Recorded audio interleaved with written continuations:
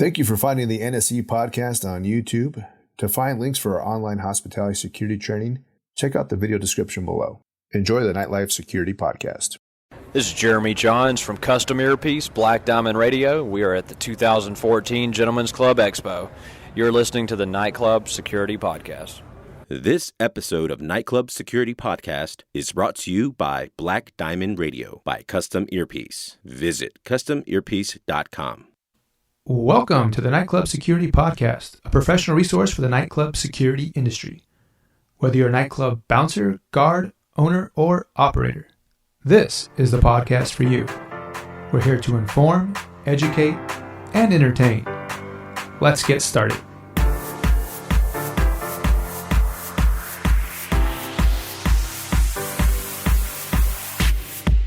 Welcome, everybody, to listen to the Nightclub Security Podcast. This is your host, Manny Marquez, and as always, I'm here with nightclub security industry expert Robert C. Smith. Robert, how are you doing today, bud? Great, man. How are you?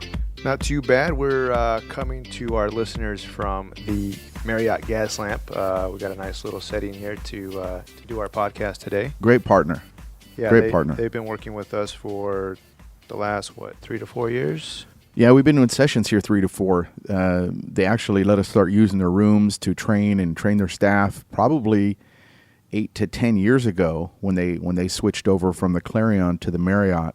If you haven't been here, get to the Gas Lamp Marriott.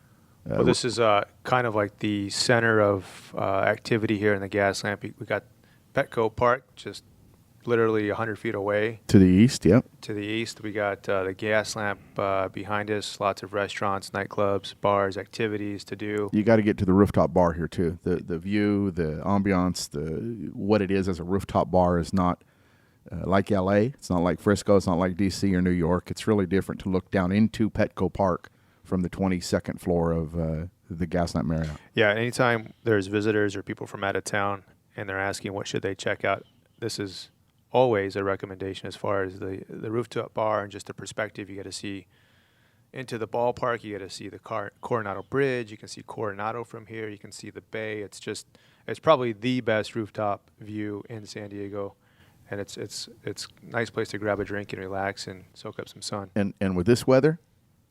Oh yeah, our weather's been crazy the last few days. Crazy for San Diego, for you national listeners. It's crazy for San Diego to get 95 degrees for a week and a half straight with 100% humidity. And I mean, it's actually gotten into triple digits around here. Yeah, and then with the ending of what was the hurricane coming out of Baja? Odell.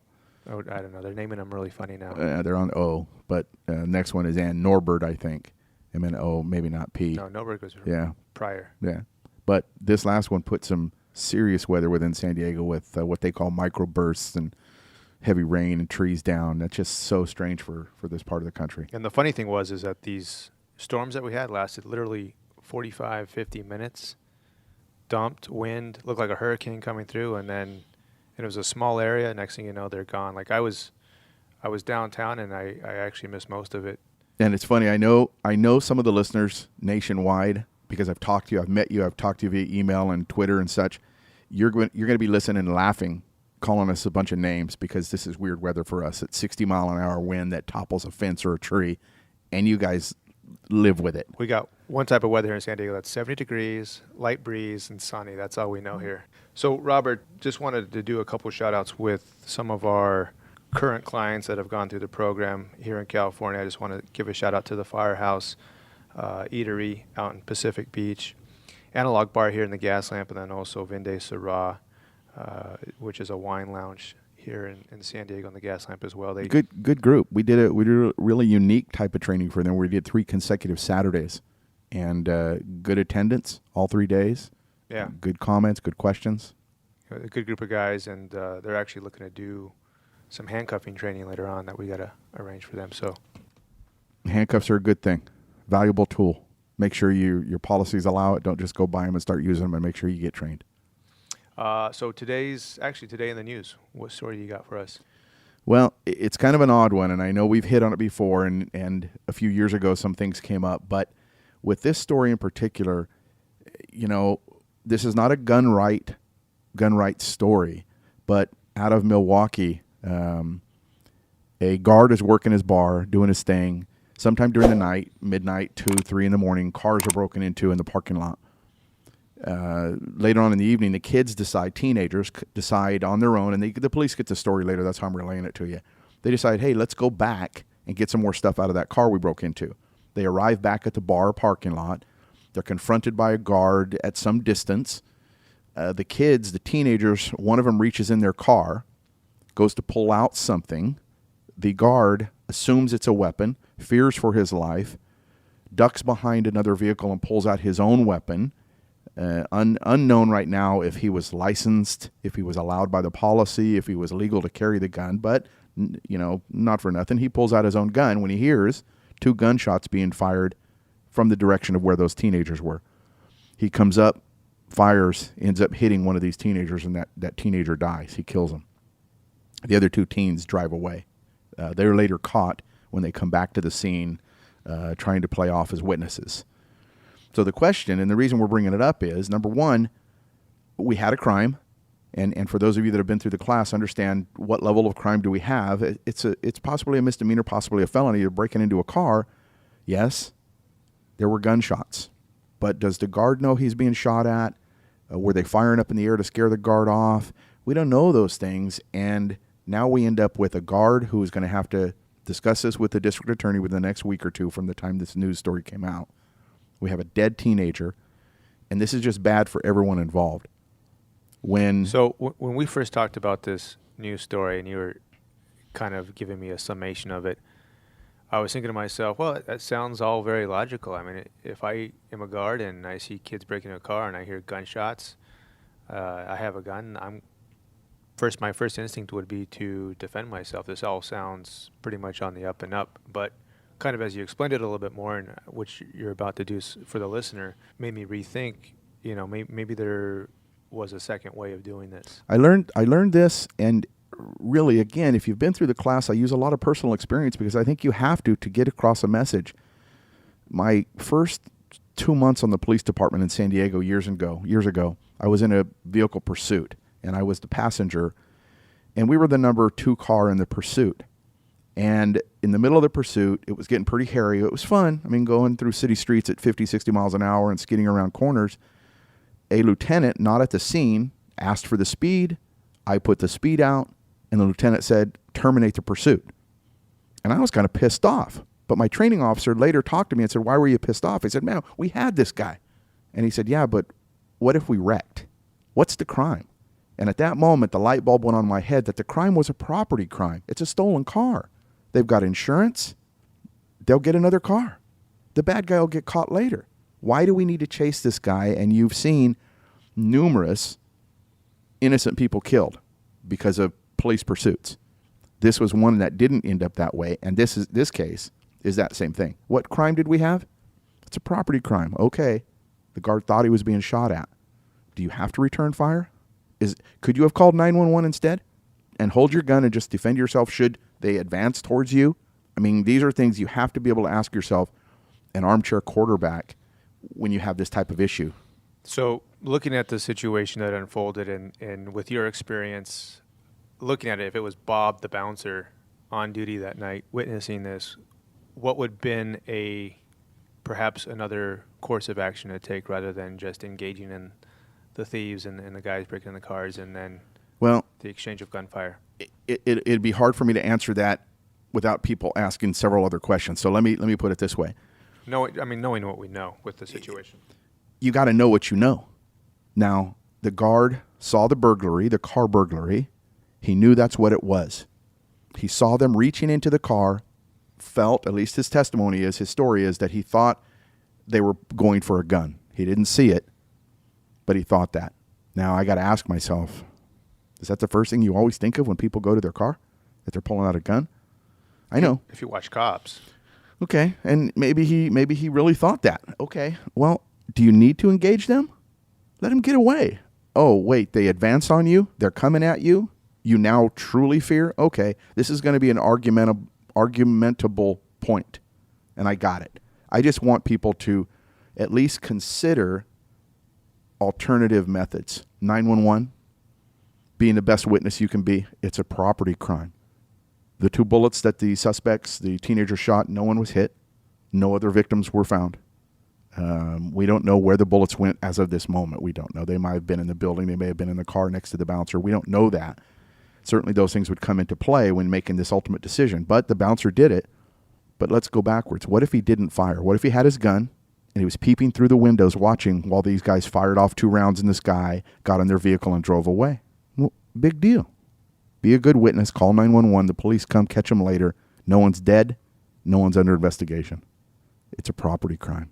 You got to be able to look at this in an instant and decide, should I advance? Should I pursue this issue or not?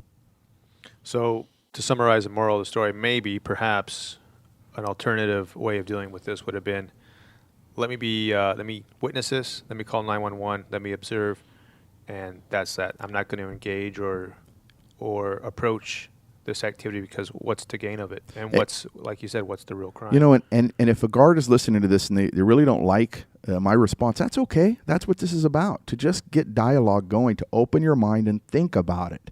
Don't agree, disagree, don't disagree. That's okay. Just think about it.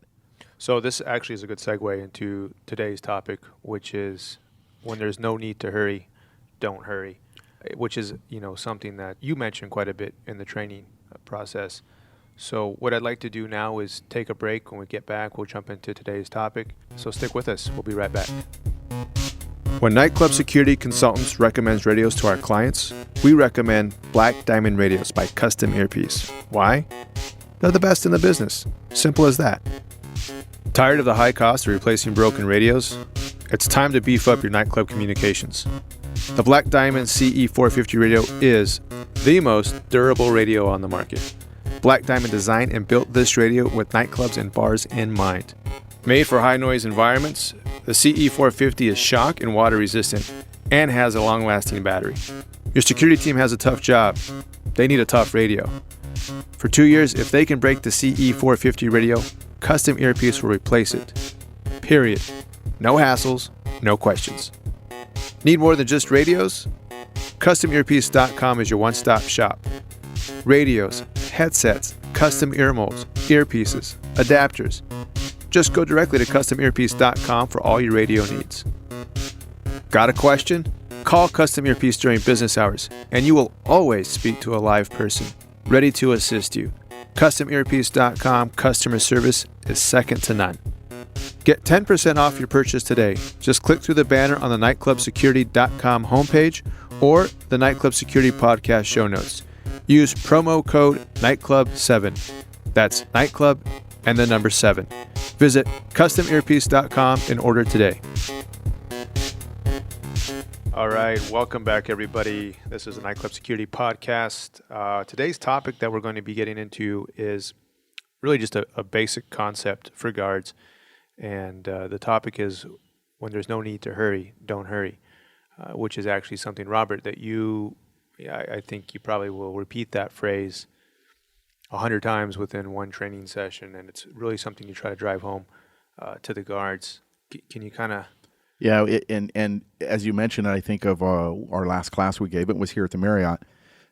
Joe, I can't remember his last name, over at Cass Street Bar and Grill. He mentioned after day 1 of training that night he's working, and he had an issue, and it was kind of funny in the class. He thought to himself, what would Robert do?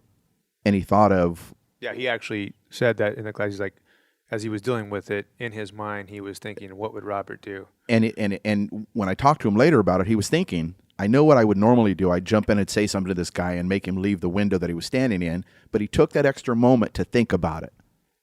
And that's what this podcast will be about, is when there is no reason to hurry, don't hurry. Now think about that. When there's no reason to hurry, don't hurry. Okay. As I say in the class, when there's a fight going on the dance floor, what do? We get there and break it up. We're not talking about that. We're talking about the small incidents that we think, guards, managers, we think we need to hurry to solve a problem that really isn't a problem. Well, when I think about this aspect, and I think in terms of having experience, I think this is a mistake that younger guards and younger managers will make.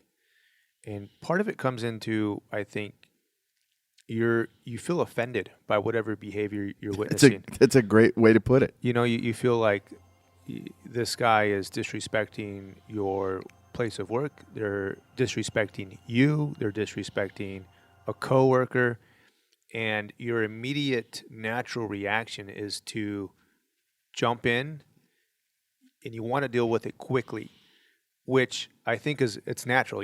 That's where you tend to go. But I think that, with experience, you realize that rushing into a situation, you oftentimes will escalate the severity of it just by wanting to get things dealt with quickly. And that's one piece of the reason I put this term out there, is rushing into it can escalate the issue. Another piece of that is rushing into it may open the door for the guest or guests to think they have the advantage. And by thinking they have the advantage, they may escalate it, where you did nothing to escalate it except go there too fast. Go there without thinking. Go there without doing some other pre-steps. And that left the guests open to think, oh, we outnumber him, we're bigger than her, we're more prepared, and because you hurried, you open that door. Not just hurrying and causing problems, but hurrying and letting other doors be open to cause problems.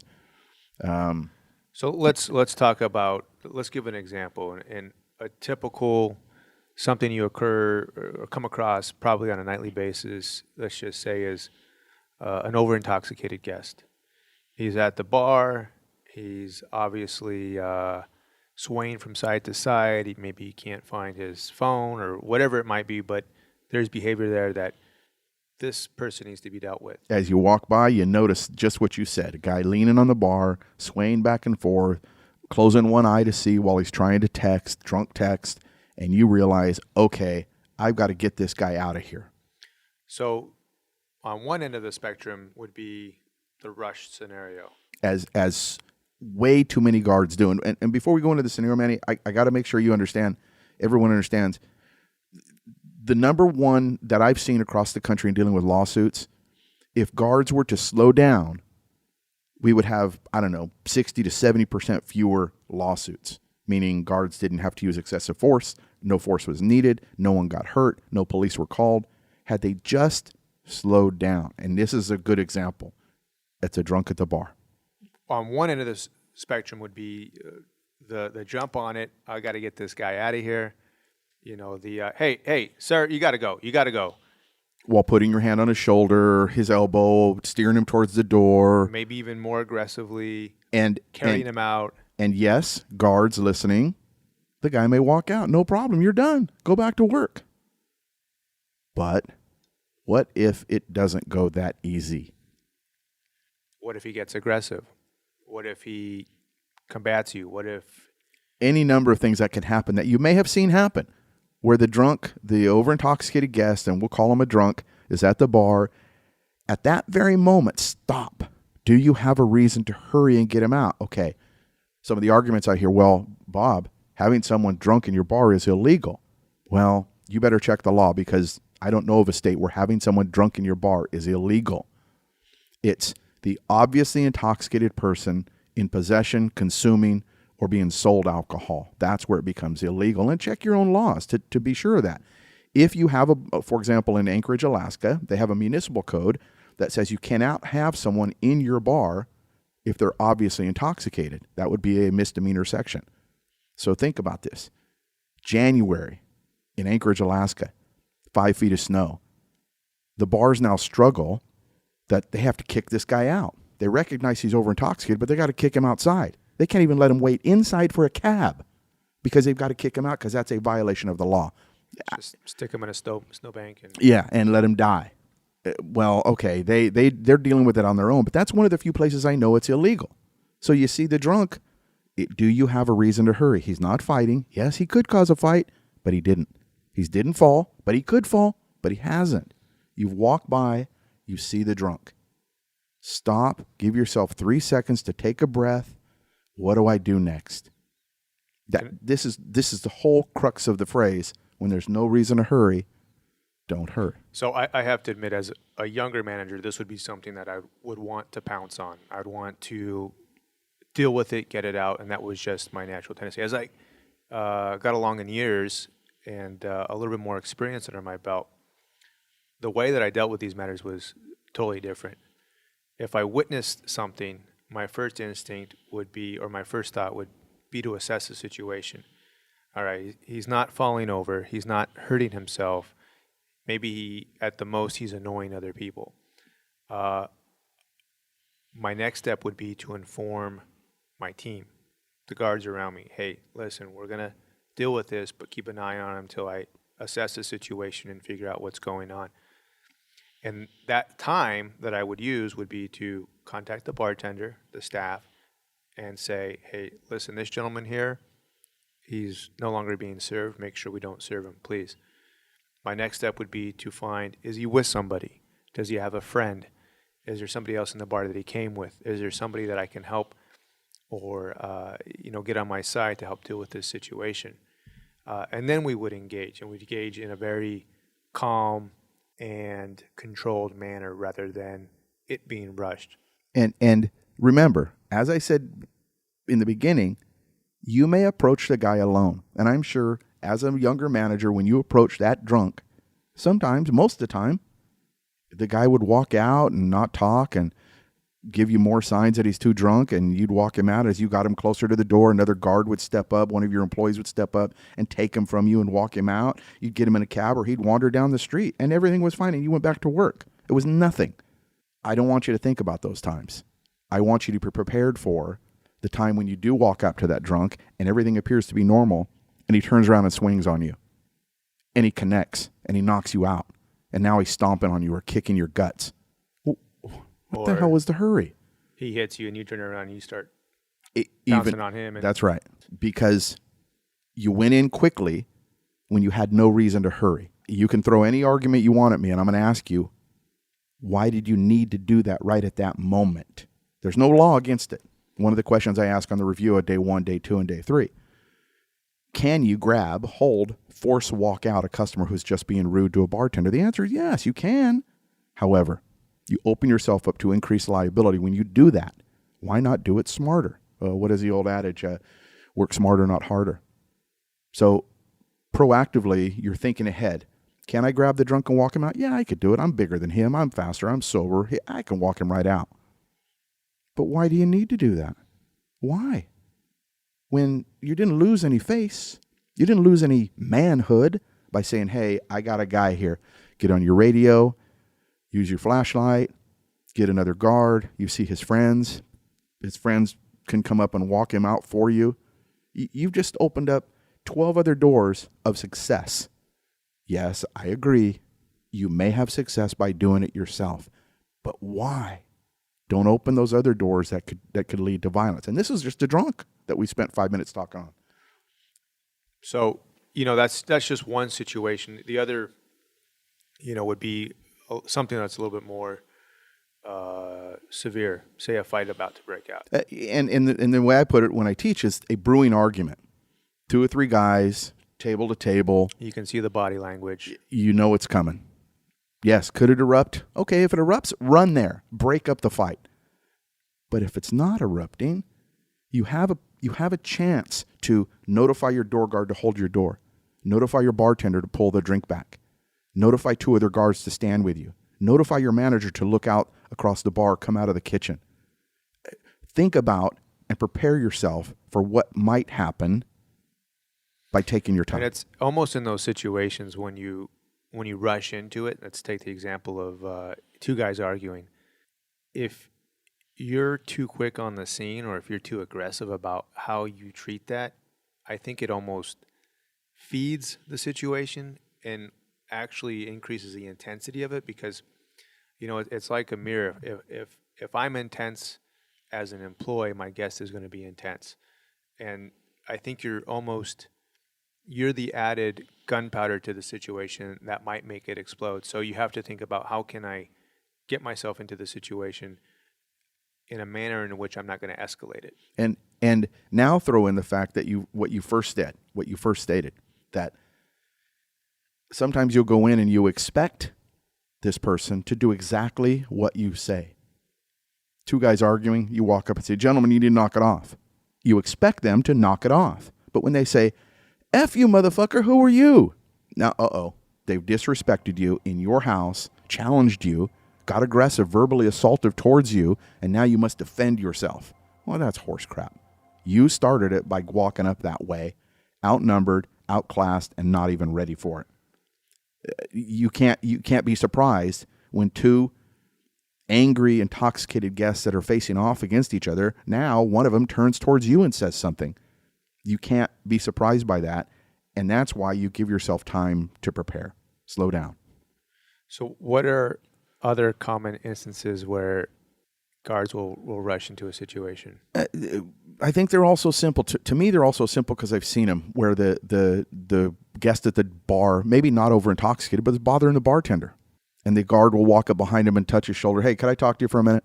The guest in the line who is at the door that is starting to get argumentative because they can't come in. And the single guard will start to have the argument back with him when you don't need to hurry on those. This guy's outside. This guy's at the bar just bugging a bartender. A girl who you see is perhaps talking or looking at other guys and her boyfriend's getting pissed off.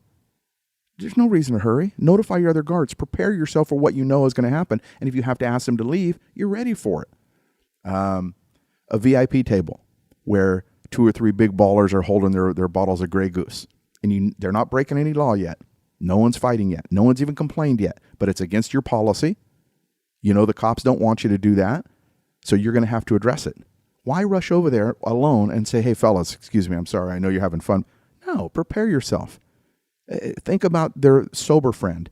Think about another guard. Think about someone who's already talked to them. Maybe their host, the hostess. Or their server. Their server. Someone else may be able to do it just as good as you, but it brings in a total different mindset if you slow down and don't think you have to solve these non-emergency problems immediately. When you mentioned the door guy on the outside and getting the earful from some guy that either is not going to be allowed in or that sort of situation, I think a lot of times it requires a lot of control from the guard. And, this is something that we talk about too, is you have to expect this. This is part of your job. But I think another thing is that guards will allow themselves to get easily offended, and they'll also allow their ego to get in the way as far as, this is a pride thing, and I have something to defend here. When in reality, you say it all the time, your only win is to go home safe. Really, I mean, that's the win for the night. And so, those situations, I think it just requires that understanding and that discipline to approach a situation in a way that you're not taking it personal. I'm not getting offended by this. And managers, for you managers that are listening or senior guards, don't be afraid to find learning moments. And I use them all the time when I train and I talk about it. I say, okay, how many of you last night when you worked, you had an issue inside the bar, you went and handled it? And a couple hands will go up and, okay, how could we have handled that differently? And sure enough, a senior guy, a guy who's had some experience will say, you know what? I would have got my junior guard, my new guy. I would have pointed at these two guys. I would have asked the new guy, hey, what should we do in this case? Now, the guest we're looking at is at a table. He spilt a drink. Someone's cleaning it up. There's no rush. This is a guy we're going to have to deal with one way or another. But proactively, a senior, more mature, more experienced guard or manager has taken by the arm or hand a junior guard to say, okay, look at the situation. Tell me what we should do. And let the junior guard tell you, I know senior guard, I know manager, you know what to do. What about the junior guy when you're not there, when you're making change manager? Senior guard when you're working the door and you need a junior guard to know what they're doing. This is a learning moment. Let them talk you through what they do and then tell them, okay, go do it. If it goes sideways, it goes sideways. You fix it. But if it doesn't, you've given that junior guard valuable experience to do it alone next time or without you guiding them.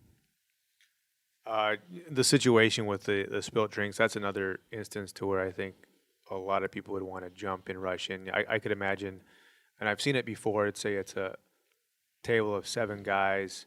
Things are getting a little bit too loose, rowdy.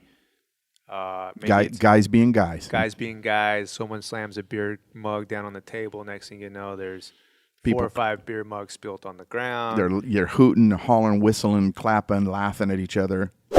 Now you got a mess. You got to clean up. And I've seen that situation before where instead of coming into it softly, cleaning it up, and then getting them to close it out and get out, will be more of a, you guys got to go. Yeah. And that's right off the bat, escalates it. It's now gone from a level 1 to a level 5 really quickly. You've taken now you have a situation on your hands. You've taken their level of energy at that very moment, and you've just amped it up. Was a proverbial throwing gas on the fire. Yeah. Let it calm down. Clean up the mess. Send a couple of waitresses over to clean up the mess. No big deal. No harm. We're planning to make them leave. We know we're going to make them leave. The damage has already been done. The glass is already broken. All you need to do is get in there, close out the tab, make your conversation. Hey, guys, that's going to be... This is a hard thing to do. You mentioned earlier pride and ego, and it's really a hard thing to learn. And I see news story after news story, and there's another story, and it was out of... is it Florida, or I can't remember where it's out of. I can't remember. 99% of all the news stories come out of Florida. Sorry about that, Florida. But here's a 20-year-old guard, bouncer, and he got offended because somebody said something, and he grabbed a guy and slammed him down head first, and the kid ended up dying. The college kid ended up dying. Now the bouncer's been charged with murder because he got called a name. You can't let your ego get in the way. What's the end result? The drunk's going to leave. He either leaves, sorry to say this, on his own and walks out with your crew surrounding him, your team walking him out, the police coming to get him, or in this case, the poor kid left in a body bag. That's too much damage because you got offended. When there's no reason to hurry, don't hurry. If you get offended, say, oh, excuse me, walk away. Tell someone else to deal with the guy. Remember, we don't have an emergency. It's a drunk doing what drunks do. And I'm going to add another perspective to this. So when you deal with these situations in a non-rush manner, I'd also like the listener, owners, operators, and the doorman, consider the perspective that the guests are seeing you in which you handle this situation. Your witnesses, the way that your overall perception by your guest, your reputation. If you can handle a situation in a calm, cool, collective manner, the guest is going to feel much more secure and safe in your venue. If you cause a scene and you escalate a situation that didn't need to be, then that also goes beyond just that incident. That goes into the reputation of your establishment. The other part of that, Manny, is what I saw in a case a year and a half ago, out of a bar out of D.C., and I had talked to them and trained them about finding third-party witnesses. And the guards took their time. They got other guards. They notified their manager. They're going to ask the party of 3 to leave. They prepared. They held their back door. They stopped entry. They stopped exit. They did everything that they could do, followed policy, followed their training, and it still went sideways. They went back afterwards. Now, the outside duty police detail ended up arresting 2 of the people and went to jail. And the lawsuit came from the 2 people that were arrested saying that the guards hurt them, hurt their arms, whatever. We had 4 third-party witnesses where the guards went back, one guard went back to people next to this table and said, excuse me, I know you were here. Did you get hurt when we had to take these guys out? And everyone said, no, we're fine, man. You guys, I would have kicked their ass. Those guys were assholes all night. But they praised the way the guards handled that in that moment. Those witnesses came forward later, not to the police because the criminal side was done, to the civil lawsuit. This case settled, and it was settled largely in the fact that they had 3 outside witnesses that agreed to testify on behalf of the guards' actions. Calm, collected, no anger, no excessive force. But the guards went back and found these people to prove that they did it right. Yeah, and I've been in situations where I've seen guards and managers deal with with an incident in such a professional manner that it was very impressive. And in my head, I was thinking, this is a very professional crew. I was impressed. This is a place that I gave praise to. And, it was something that carried with me. And it was actually taking that negative experience, or what potentially could have been a negative experience, and it put a positive light on it for the venue and the management and the security team. Yeah, I agree 100%. I just experienced that yesterday. As a matter of fact, I'm on a webinar, and one of the guys in the webinar said, "Hey, Bob, I was in Huntington Beach, at Venice Beach, and I was outside of a bar really near the ocean, and I can't remember the name off the top of my head, but he said, I saw a door guard handle 2 drunks at the door, and he was so professional. He was courteous. He was polite. He redirected their anger. He never lost control, even though other customers were kind of egging him on and laughing. And I asked him the name of the venue. He told me, and it's one of our clients. Damn it, I wish I could remember the name of the damn bar. It used to be a bootlegging bar down there in Venice Beach. In case you don't know, Robert might have the worst memory. I got a terrible memory. But it was one of our clients that we did training with, where the owner had showed us the basement where they used to bootleg booze in from the pier, the Santa Monica Pier. Whatever it was, up below the tunnels back in the Prohibition days. And the guy's working the door. 1933, is that the? I don't know if it was a 1933 group, but anyway, it surprised me because the guard had taken these things we talked about and not losing control. There was no reason to hurry this. These guys weren't coming in. What's your hurry? Let them be rude. You're still getting customers in.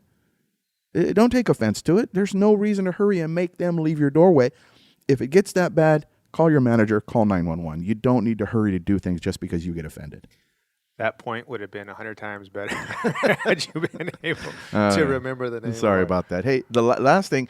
You know what? I'm going to edit I'm going to find the names so at least we have some sort of reference. Okay. The last point on when there's no reason to hurry, don't hurry is just consider. We've talked about some of the scenarios you might run into. We talked about some of the actions you can take, but just consider what can be saved. Obviously you can save lives. Okay, that's great. That's pie in the sky. That's what we want to do. But you're acting proactively. You're acting smarter. You have fewer issues that lead to violence or anyone getting hurt. If you have fewer issues that lead to violence or anyone getting hurt, you have fewer cops. Fewer cops, fewer arrests, fewer calls for police service. You have fewer of those things. You have fewer insurance claims. Fewer insurance claims, fewer police. You're saving a ton of money across the board. You become so far above the standard of care, and that's a legal term regarding how you operate. And you want to operate above the standard, the industry standard of care. And not hurrying, not rushing, not just automatically throwing your hands on people when you don't need to. You're operating way above the standard of care. Robert, as you were closing out there, the one thing that I was thinking of is we get alerts as far as news stories that come through, and we're searching for terms like nightclub and bouncer and those sorts of things. And I would say a good percentage of those news stories, that's always a conversation that you and I have, is this idea of when there's no need to hurry, don't hurry. And we really think that a good percentage, a large percentage of the incidents that happen within a bar can be eliminated when they're dealt with in a more calm, relaxed, deliberate manner rather than rushing into it. So really something to consider as a guard, as an owner, as an operator. And Robert, another thing is that what we do obviously is we train bouncers to understand these concepts. And if you feel as if you are in a situation, or if you have a venue that you're running and you'd like to explore the idea of getting some better training, we'd like for you to reach out to us. And even if it's just an initial consultation over the phone, and we can get you answers and get you the idea of what we can provide for you. You're a great example, Manny. In the last week, we've had 2 requests. One from a private operator out of Florida, 25 guys saying to have some issues, customer service issues, which is exactly what we're talking about. And the second one was with a deputy chief out of North Carolina, who has seen an increase in problems within his bars, within his downtown area, and he's requested us to come in and do some work for him. They see the problem, they're not sure how to address it. Well, that's what we do. Yeah, and it's something that I think that takes, it's not rocket science, but at the same time, what's really valuable for the perspective that you bring and that the company brings is just the years of experience and what you've seen and the cases that you've been involved with, and it really does bring a unique perspective that's really hard to replicate. So if you'd like some more information, you can always reach us. Our website is nightclubsecurity.com. You can fill out a contact form there, and we'll get in touch with you. So, Robert, do you have anything else you wanted to add on the topic? No, just remember, when there's no reason to hurry, don't hurry. All right. We're going to take a quick break. When we come back, we're just making a couple of quick announcements, and we'll wrap up the show. So stick with us, and we'll be right back. If you like our show, visit nightclubsecurity.com for more information and access to free resources. Remember, that's www.nightclubsecurity.com. All right, and welcome back. Robert, you couldn't remember the name of the bar in Venice Beach. We had to look it up. Temple Bar Concepts, and it's the Townhouse. The Townhouse. Yeah. So we apologize for not having the name at the top of our head, but as I said, great venue. Robert's good at what he does. He's a dynamic and a fantastic speaker, but you try to get him to remember a person's name. What's your name again? Yeah. I've been trying to coach him on some techniques, some mnemonic techniques. Yeah, he gave me a book to read on memory, and I forgot the book. He left it somewhere. So, Robert, we're going to wrap up the show. We just have a couple quick announcements. What do we got on the calendar coming up? Next week we'll be in Columbus, Ohio. Cahoots, Gentlemen's Club, doing a couple days of training there with their folks. Stephen Kessler. Yep. Thank you for having us. Yep. Thanks, Stephen. We'll also be visiting the Hollywood Casino there in Columbus to try to set something up for their internal security team. Week after, I'll be in New Jersey at, I think the city is Belmar. It's Bar Anticipation. Bar A. Outside venue. Lots of stuff happening. Big place. Big summertime joint there in New Jersey. Yeah. So we'll also you have your another trip out to Ohio. Be back in about 4 weeks from now to Columbus to the Ohio Licensed Beverage Association conference. I'll be there for 2 days, but I'd give a day of seminars for them and their group, and then some other trainings down the road. All right. I think that's pretty much all we have for announcements. I'd like to remind everybody, if you like the content that you got on the show, if you like the conversation that we had, and if you listen to our other podcasts, we'd like for this community to grow, so we'd really appreciate it if you were to pass this along to a coworker, a friend, or somebody that you know that would benefit from the information. We really would like to grow the community, and as the podcast grows and as the downloads increase over time, it really is something that we want to be here for, a resource for the industry and for the guards and for the owners and the operators. So pass us along. You can find us at nightclubsecurity.com/podcast. Facebook is /bouncer training. So yeah, at Bouncer Training. Then we also have our Twitter feed at Bouncer Coach. So you can follow us on Twitter. And what else, Robert? That's it, my man. Questions?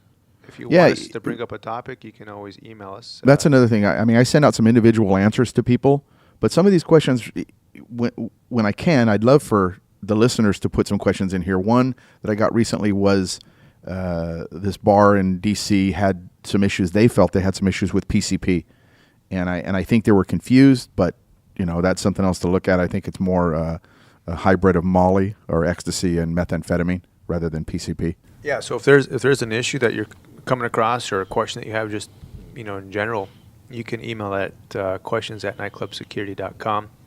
Our website is nightclubsecurity.com. You'll find just an array of resources, some articles. Robert has a blog on that site as well, so check us out there. And questions, get a hold of us. I think that's it for today. This is Manny Marquez. I'm Robert Smith. And be nice.